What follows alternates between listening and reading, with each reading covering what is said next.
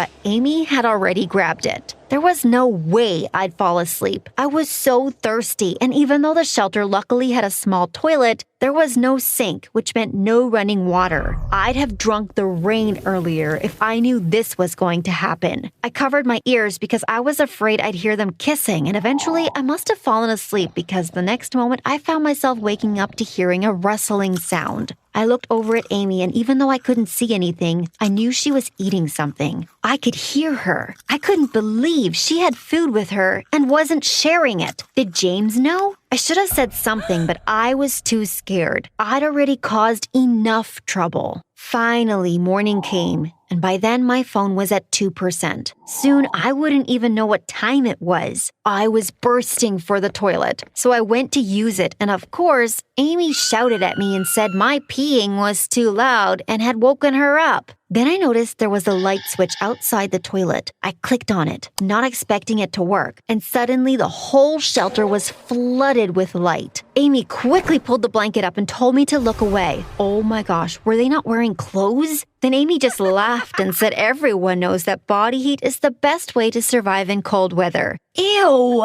Once they got dressed, I realized how pretty Amy was, and it really annoyed me. How could I have thought James would ever be interested in someone like me when he had Amy? I ran up the stairs and tried to push the lid again, but then I just sat there waiting for people to arrive at school. Then I'd scream my head off. Plus, I didn't want them to look at me. I felt so insecure about my running clothes, and I hadn't even shaved my legs. I didn't want James noticing. I could hear the school bell and feet walking over us, but no one heard me scream. How long would we be down here? James was complaining about being hungry and Amy too, but I knew Amy had eaten something in the night. She was a liar. We started looking around the place to see if we could find anything, and James suddenly sounded happy. Under the sandbags, he'd found some old bottles of water. The water looked disgusting, but I'd have drunk anything by that point. Both James and I downed like a liter each, but Amy refused. Suit yourself, I thought. Then about an hour later, I started getting a weird pain in my stomach. Oh no, there was no toilet paper. This couldn't be happening. I had to run and almost puked my guts up. And I wasn't the only one. James raced in after me, and at one point, we were both lying on the floor taking it in turns to vomit. Not exactly what I had in mind for our first date together. That water must have been 20 years old or something. Amy got seriously annoyed and even tried to drag James out of the bathroom. Was she jealous? And then I noticed an empty soda bottle